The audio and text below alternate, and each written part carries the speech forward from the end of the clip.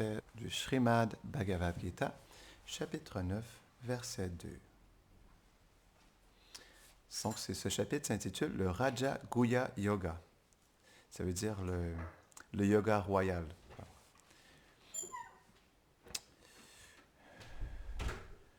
Le yoga qui représente la reine de toutes les connaissances.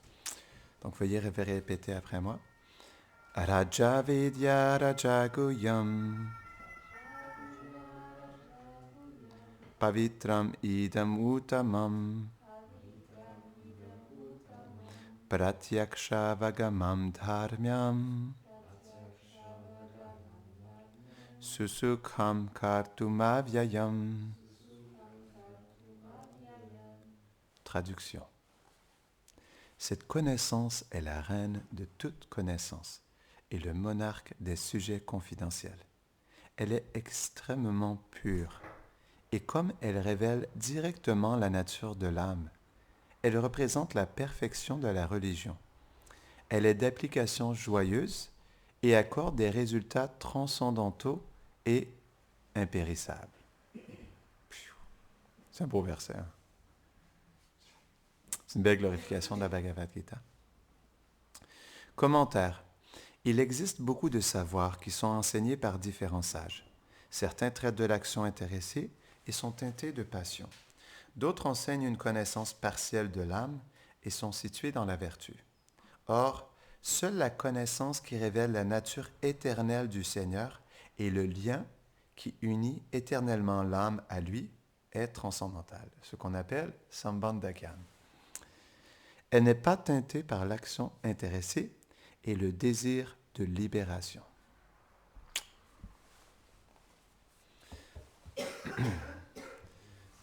Hein? J'ai pas fini? Ah, il y avait une autre partie? Excusez-moi. Ah ben oui.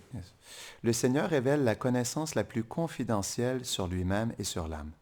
Cette connaissance donne le moyen à l'âme de réaliser le lien qui l'unit éternellement à Krishna. Elle représente donc la perfection de la religion.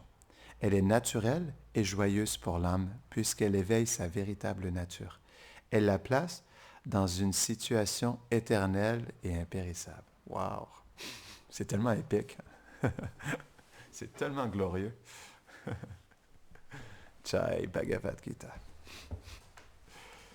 Om Gyanatimirandasya Gyananjada Sharakaya Chakshuru Unmeditam Jena Tasmai Shri Gurave Namaha Shri Chaitanya Manobishtam Stapitam Jena Bhutale Swayam Rupa Karamayam Dadati Svapadantikam He Krishna Karuna Sindho Dina Bhando Jagatpate Gopesha Gopika Kanta Radha Kanta Namostute Tapta Kanchana Gaurangi Radhe Brindavaneshwari Prishabhanu Sute Devi Pranamami Hari Priye Vanchakalpatarubhyashta Kripa Sindhubhya eva cha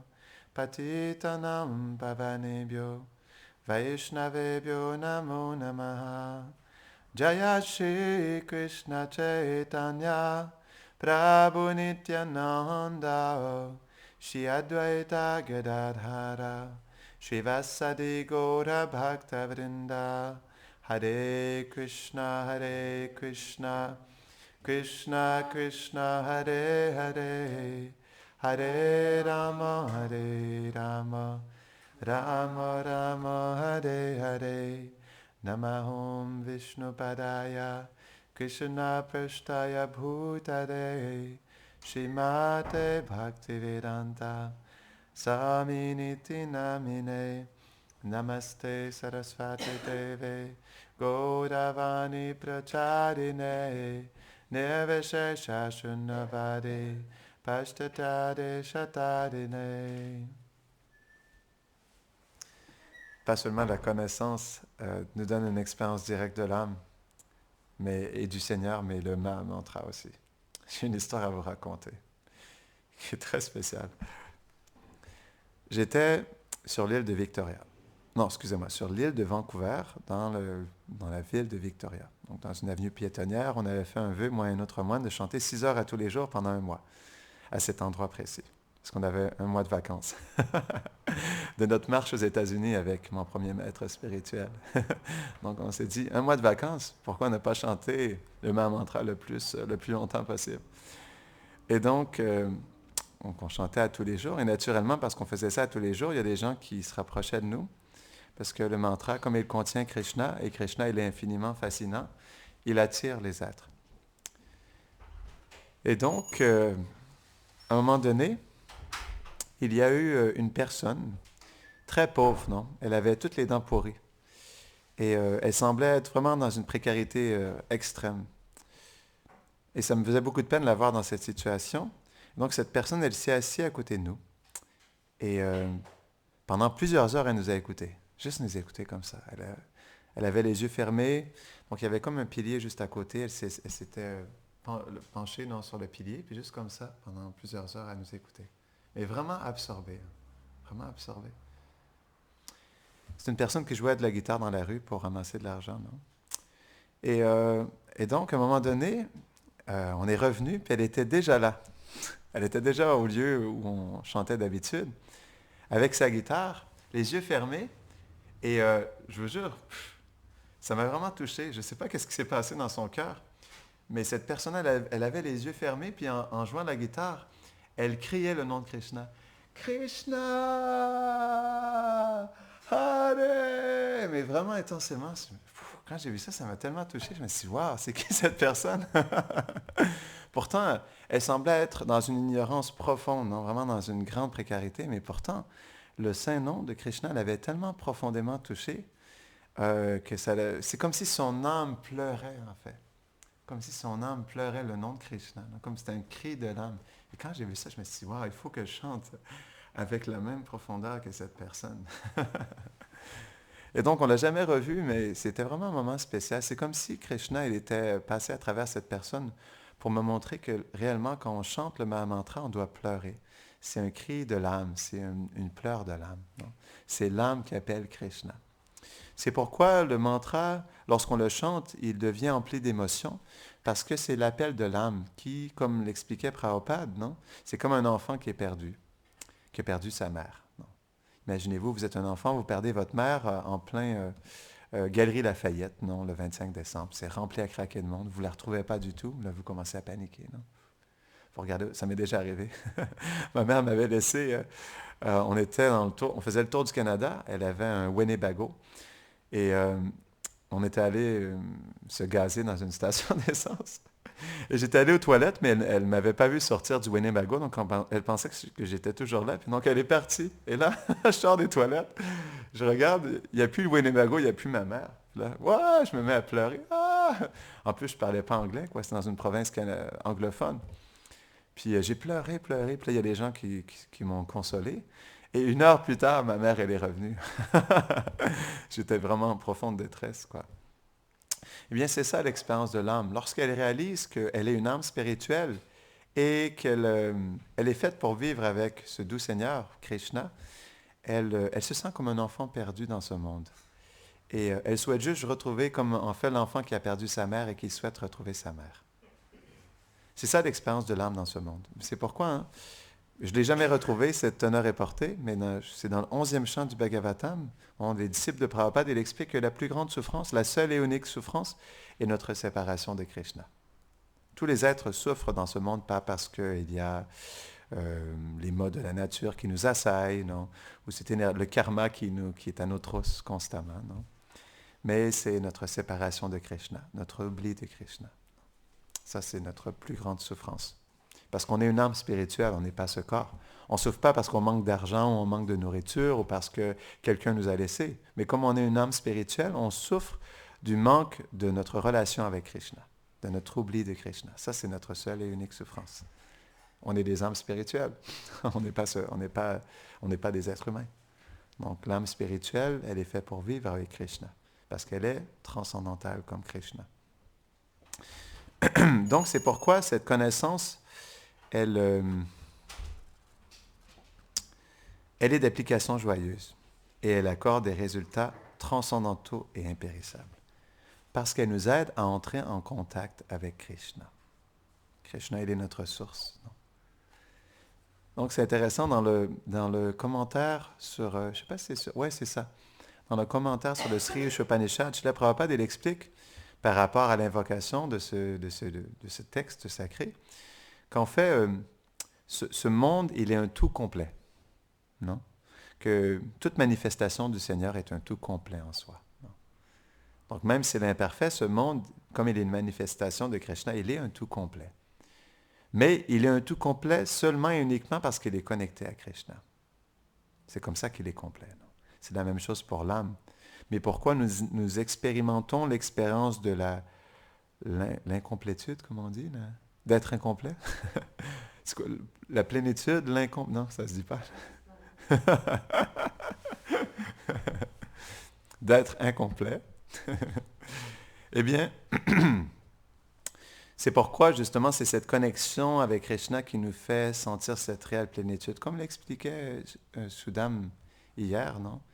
Il expliquait que l'âme, lorsqu'elle accomplit le service au Seigneur, elle se sent complètement satisfaite, non? Elle se sent pleine, non?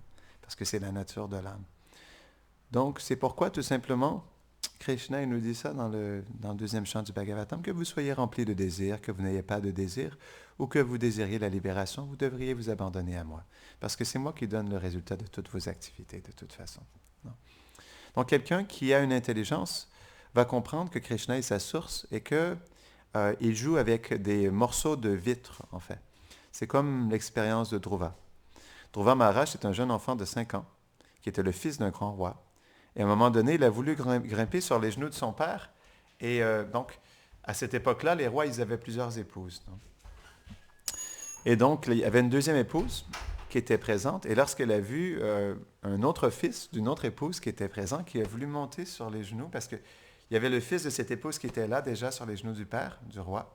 Et donc, l'autre fils, il a voulu monter. Et dès qu'il a monté, la mère, elle a... Dès qu'il est monté, la mère, parce elle avait une jalousie, justement, elle voulait que son fils soit le préféré du roi, que ce soit lui l'héritier du roi. Et donc, elle a demandé au roi, elle a regardé le roi, puis donc, quand il a vu son épouse, il a repoussé, en fait, son fils. Et donc, comme son fils était aussi un kshatriya, un roi, il avait une nature de guerrier comme son père, il n'a pas accepté ça. Et il a décidé de tout abandonner. Non? Il est parti. Il en a parlé à sa mère. Elle lui a dit, mais pourquoi tu vas peut-être, va dans la forêt, essayer de trouver le Seigneur. Peut-être qu'il pourra répondre à tes désirs. Et donc, il est allé tout seul dans la forêt à Vrindavan. C'était plus spécifiquement dans la forêt de Madhuvan. Et donc, lorsqu'il était dans cette forêt, il accomplit des profondes austérités, non? À l'âge de 5 ans. Et Narada Muni, il a été attiré par ces austérités. Il a rencontré, Dhruva. Et il lui a dit, donc, j'aimerais pouvoir t'aider justement, comme je vois ta sincérité dans ton austérité, parce que, en fait, le désir de Dhruva, c'était il voulait avoir le plus grand royaume, un royaume encore plus grand que Brahma, le créateur de cet univers. C'était son désir. C'est pourquoi il accomplissait des austérités. Et donc, Narada Muni, quand il a vu justement son désir, mais il a vu aussi, il a organisé un plan pour, on pourrait dire, faire en sorte que dans l'accomplissement de son désir, il accomplisse une méditation qui le connecte au Seigneur. C'est pourquoi il lui a donné le mantra Om Namo Bhagavate Vasudevaya. Donc, il lui a ordonné de chanter ce mantra. Donc, en plus de ses austérités, il chantait ce mantra tous les jours. Et à un moment donné, lorsqu'il était absorbé dans le Seigneur Vishnu, il a senti la présence du Seigneur, parce qu'il la voyait dans son cœur, et là, il ne le sentait plus dans son cœur, donc il a ouvert ses yeux, il a vu le Seigneur Vishnu qui était présent en face de lui. Imaginez-vous, le Seigneur qui se manifeste en face de vous, en chair et en os. On ne parle pas du président, on parle du Seigneur suprême. Et donc, de ses petits yeux d'enfant, il a regardé, il a vu le Seigneur Vishnu. Wow. Et lorsqu'il a vu le Seigneur face à face, en fait, il a été complètement sorti de son illusion de vouloir désirer le plus grand royaume parce qu'il avait en face de lui le plus grand de tous les joyaux, le trésor le plus précieux. Et lorsqu'il a vu Vishnu, il a dit, en fait, lorsque je te regarde, je réalise que j'ai obtenu le joyau le plus précieux. Et tout simplement, avec ce désir, c'est comme si je voulais, comme un enfant, jouer avec des morceaux de verre. Non. Tandis que tu es le joyau le plus précieux. Mais tout de même, justement, comme il était un dévot du Seigneur, Vishnu a aussi voulu réciproquer avec son désir. C'est pourquoi il lui a donné la planète de Dhruvaloka. Non? C'est une planète dans ce monde qui est l'étoile polaire. Et c'est expliqué. Hein? Sur l'étoile polaire réside Dhruva, mais aussi réside le Seigneur Vishnu. C'est expliqué que dans cet univers, l'étoile polaire, ou on appelle ça Svetadvip ou Dhruvaloka, est une planète spirituelle parce que le Seigneur Vishnu réside à cet endroit. C'est pourquoi il y a une lumière spéciale qui émane de cette planète, de l'étoile polaire. Non? Donc lorsque vous regarderez l'étoile polaire la nuit, vous pourrez penser que Dhruva il est présent en ce moment, en train d'adorer le Seigneur Vishnu. Donc c'est ça. Cette connaissance, elle est la reine des connaissances, elle est le monarque des sujets confidentiels, parce qu'elle nous donne l'information sur le Seigneur suprême. Comme on discutait hier, non? C'est quand même une connaissance qui est très spéciale, parce que la Bhagavad Gita, c'est un texte qui est unique, parce que dans tous les textes sacrés, c'est quand même le seul texte dans ce monde où le Seigneur en personne, lorsqu'il descend sur terre, partage ses enseignements à son pur dévot Arjuna. C'est le seul texte. Pourquoi c'est vraiment spécial comme texte? C'est un dialogue personnellement, parce qu'on voit que dans d'autres textes, naturellement, ils sont très spéciaux aussi, dans le sens où le Seigneur a parlé à Abraham, à Moïse, non? À Mohamed aussi. Mais dans ce texte, c'est directement Krishna, le Seigneur suprême, qui descend et qui dialogue avec son dévot. Non? C'est pourquoi c'est un enseignement qui est très personnel. Et donc, Krishna, dans ce livre, il nous décrit qui il est, non? Et aussi, il décrit la nature de l'âme. Il commence en expliquant la nature de l'âme, dans le chapitre 2. Ensuite, il décrit sa nature à lui, non? Qui il est, pourquoi il est le Seigneur suprême, non? Et en plus, il nous donne ce processus par lequel on peut développer notre relation avec lui. Ce qu'on appelle Sambandhagan. Donc, c'est pourquoi c'est une connaissance qui est très spéciale, parce qu'à travers cette connaissance, on peut graduellement, à travers l'application de cette connaissance dans notre vie, développer une relation personnelle avec le Seigneur suprême. Non? Ce qu'on appelle le Bhakti Yoga, le yoga de la dévotion. Pourquoi on fait la dévotion? Parce que Krishna, dans le chapitre 18, verset 55, Bhaktyamam abhijanati, yavanyaschas mitadvataha. Il explique que seulement par la dévotion, il se dévoile à son dévot. Il peut être connu spécifiquement à travers la dévotion. Parce que c'est la dévotion qui attire le cœur de Krishna. Pourquoi la dévotion? Parce que comme Krishna, il a absolument tout. Dans le chapitre 10, verset 8, il explique qu'il est la source de toute la création matérielle et spirituelle. Il est même la base du Brahman, de l'énergie transcendantale, de l'énergie suprême, qui émane, de cette énergie émane toute la création en réalité, non? Donc, il explique qu'il est au-delà du Brahman, parce qu'il est la base du Brahman. Non? Donc, c'est pourquoi, comme tout émane de lui, comme tout lui appartient, il y a une chose, seule une chose que nous avons qu'il n'a pas, c'est notre amour pour lui. C'est pourquoi c'est seulement par notre amour qu'on peut conquérir le cœur de Krishna. C'est seulement par l'amour, parce que c'est la seule et unique chose qu'on peut lui donner qu'il n'a pas. Et c'est ça qui est spécial. C'est quelque chose que nous avons, que nous pouvons développer, que le Seigneur attend impatiemment. Non? Il cherche ça. Non? Parce que, en fait, l'amour, c'est l'aspect principal dans une relation. C'est ce qui fait naître une relation. La base d'une relation, c'est l'amour. Qu'est-ce qui fait que deux personnes veulent se voir à nouveau? Non? Ou que deux amis veulent être des best friends, non? Des amis pour la vie. Ou que deux amoureux veulent être ensemble pour la vie, font le vœu de se marier et d'être ensemble pour la vie. C'est parce qu'il y a l'amour qui est présent, non? Qui est la fondation des relations, non? Dans ce monde. Et donc, naturellement, c'est la fondation des relations dans le monde transcendantal aussi. L'amour. Sauf que le problème, c'est que, comme ici, comme l'explique Krishna dans le chapitre 15, comme c'est un reflet perverti, c'est juste un reflet, non? Le reflet de l'arbre dans l'eau, c'est juste un reflet. C'est pas l'expérience pleine. On ne peut pas toucher l'arbre, on ne peut pas prendre le fruit dans l'arbre. On peut voir la forme, on peut voir les couleurs, et on peut, à travers cette perception, avoir, on pourrait dire, une expérience, on pourrait dire qui est plutôt imaginaire. Eh bien, c'est ça l'expérience du bonheur dans ce monde. C'est ça l'expérience de la vie dans ce monde, c'est une expérience d'un reflet. C'est comme une ombre. Parce que c'est un reflet de la réalité transcendantale. C'est pourquoi pour nous, ça semble la chose la plus précieuse, mais en réalité, si on compare à l'origine, ça n'a rien à voir. Ça reste vraiment juste un petit reflet. Donc, comme l'explique Krishna dans le chapitre 10, verset 42, je crois, il explique que ce monde est une fraction de sa splendeur.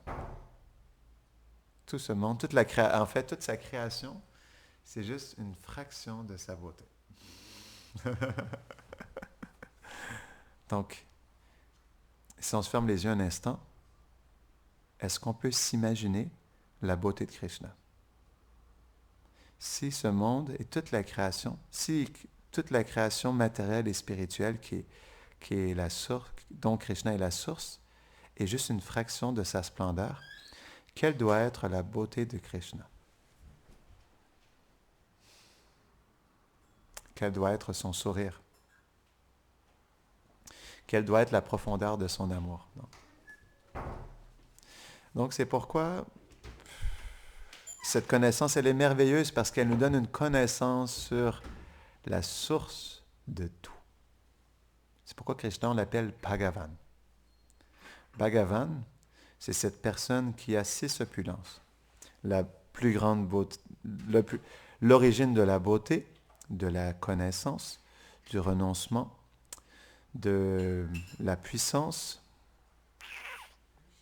de la richesse et de la gloire. Donc, si cette personne elle a ces 6 opulences d'une manière illimitée, alors on peut l'accepter comme la personne suprême. Et on l'a souvent répété, mais on va le répéter à nouveau parce que c'est une trop belle description de Jiva Goswami sur Bhagavan. Il définit Bhagavan comme suit. Il explique en fait, Bhagavan, c'est cette personne que lorsqu'on la voit face à face, elle est tellement belle, tellement attirante qu'on veut juste s'abandonner complètement à elle. Ça, c'est Bhagavan. Donc,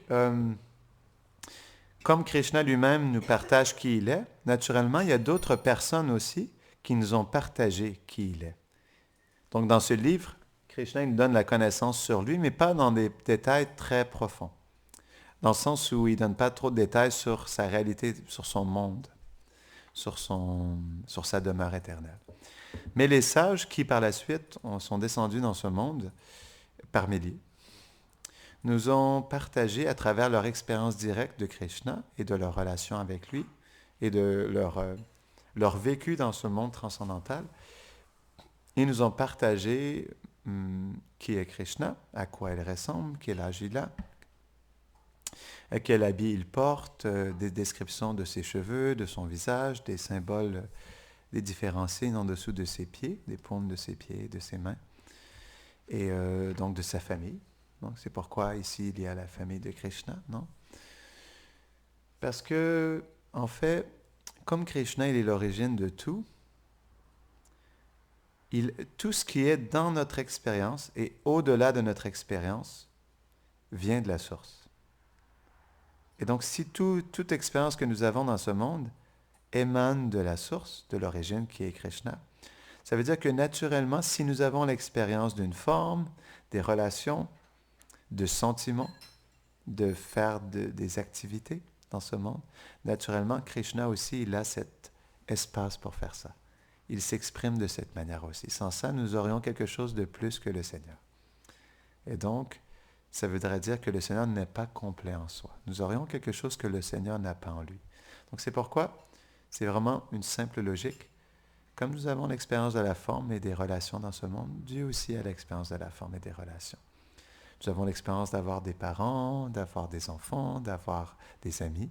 Eh bien, Krishna aussi, s'il est la source des relations, il a l'expérience de ces relations. Et donc, sur l'autel, il y a Krishna avec sa famille, avec son père, sa mère, Nanda Baba, sa mère Yashoda Mayi, Et donc, naturellement, comme Krishna il est l'origine, ses parents aussi sont l'aspect originel des parents. C'est pourquoi Nanda Baba, il est le père originel. Comme Krishna, il est l'enfant originel, Nanda Baba, il est le père originel, mais aussi, il est aussi l'origine de l'amour paternel. Mère Yashoda, elle est la mère originelle, donc elle est l'origine de l'amour maternel. Balaram, qui est justement le frère aîné de 2 semaines de Krishna, il est l'origine de l'amour fraternel envers Krishna. Donc c'est pourquoi, naturellement, ces relations qu'on retrouve dans ce monde, elles sont aussi présentes dans le monde transcendantal, mais d'une manière sublime. Parce que ces relations, elles sont transcendantales. Comme le Seigneur et sa demeure sont transcendantales, ces relations sont aussi transcendantales. Transcendantales, ça veut dire qu'elles ne sont pas influencées par l'énergie de ce monde. Elles sont l'expression de la pure vertu et de l'amour pour Krishna. Non? Donc c'est pourquoi ce sont des réalités qui sont différentes. Parce qu'ici, comme c'est un reflet qui est manifesté à travers les modes de la nature, de l'énergie matérielle, naturellement, l'expression, elle est temporaire, mais elle est aussi plus petite. Elle se manifeste à un degré inférieur. Non? C'est pourquoi, comme on l'expliquait tout à l'heure, ce monde, il est juste une fraction de la splendeur de Krishna. Donc, si on veut comprendre le réel amour, on doit aller à la source. Si on veut comprendre le réel bonheur, on doit aller à la source. Si on veut comprendre la réelle beauté, on doit aller à l'origine. Non? Et Krishna, il est l'origine, en fait, de cet amour. On l'appelle Rasaraj. Il est l'origine de toutes les relations. Donc, c'est pourquoi il explique aussi dans le chapitre 5, verset 29, qu'il est notre meilleur ami. Il nous accompagne vie après vie pour réaliser nos désirs, hein, parce qu'il est notre meilleur ami. Donc, qu'est-ce que le meilleur ami fait? Il veut nous aider. Et donc, comme il est notre meilleur ami, vie après vie, il nous accompagne, malgré le fait que nous sommes dans l'oubli total. Et il nous guide, il est l'âme suprême dans notre cœur. Puis, il guide nos gestes. C'est expliqué dans le chapitre 18, verset 61, que, en fait, ce corps est comme une machine, et Krishna, il est situé dans le cœur, et il dirige absolument toutes nos activités.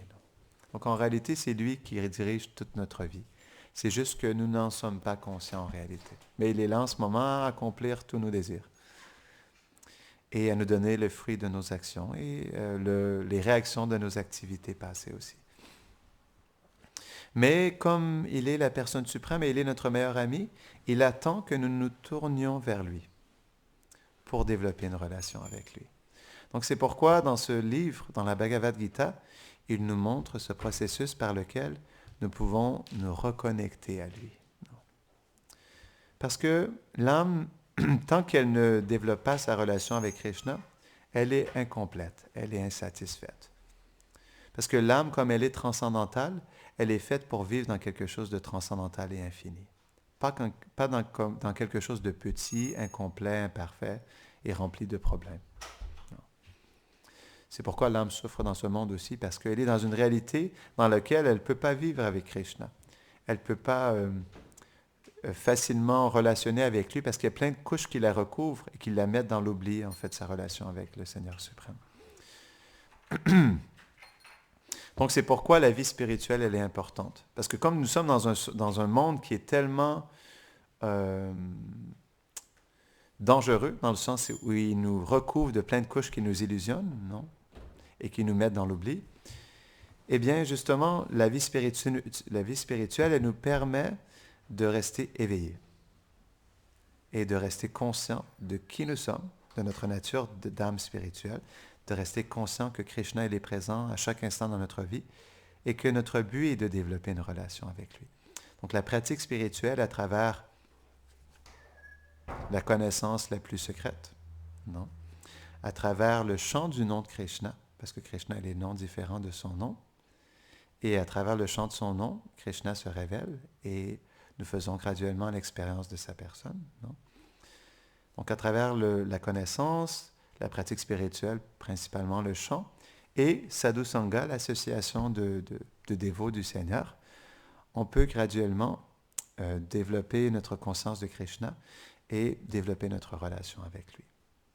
Donc c'est pourquoi la connaissance elle est importante, parce qu'elle nous aide à comprendre Krishna et le processus par lequel on peut développer notre relation avec lui.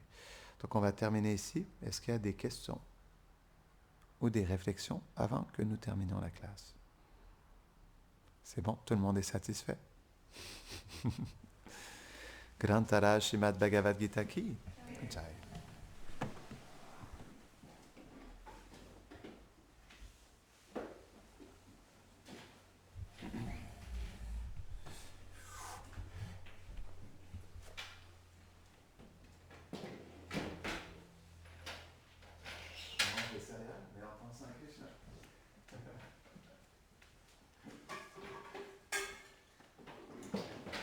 Tu sais que dans la publicité, Frosty, la phrase c'est la force est en toi. Oh, c'est bon. Même dans la passée, j'aime la philosophie.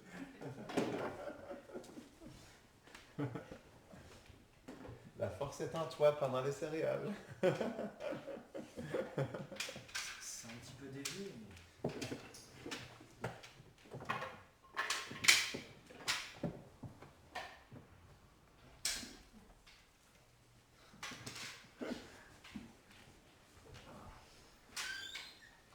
Même à travers un bras de céréales, Krishna peut nous apprendre. Tu m'as raison. Ouais.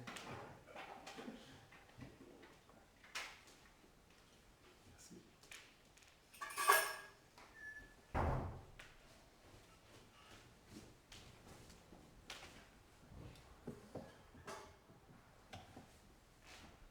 Désolé, j'ai vu ton message. Oui. C'est pour ça que je l'ai envoyé hier soir. Vu que j'avais, en fait, j'ai reçu un message. Du coup, vu que quand j'ai réécrit le message, j'ai vu que tu avais répondu. Donc je me suis dit, bon, bah, alors je vais poser la question. Et, du coup, je pensais que tu avais lu.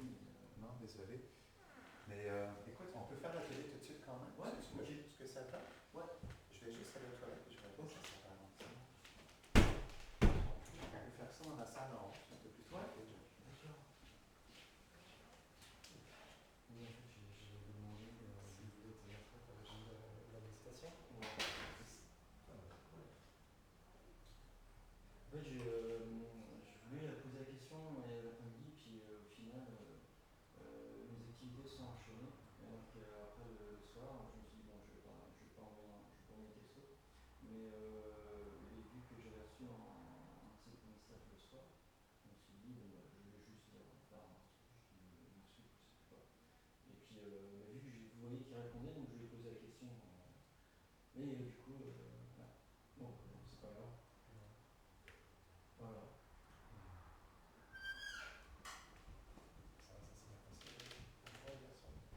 Cours de piano? Oui, très bien.